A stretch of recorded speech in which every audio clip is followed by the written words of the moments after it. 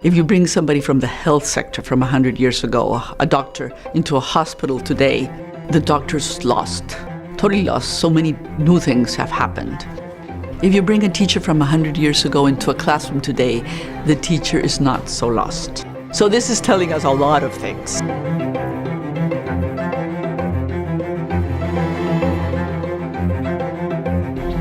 Upon returning from my graduate studies abroad, I came back to Colombia, totally convinced that without quality education, there can be no economic development, no social development, no sustainable development. Without quality basic education, you cannot maintain the goals in health or environment or in food security.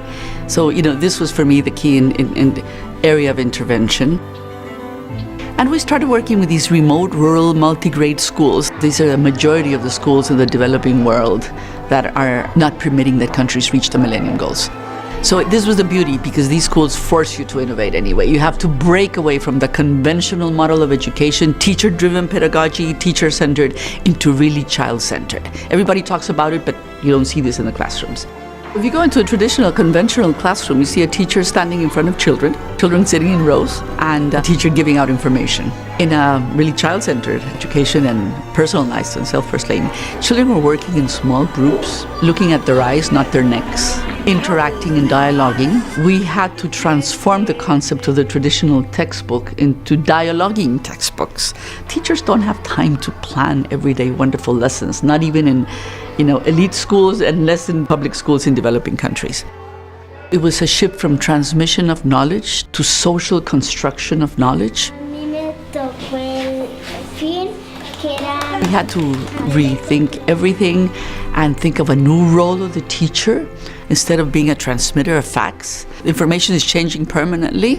So the real role of the teacher is to facilitate, to orient, to catalyze, to motivate, to be a good leader with values.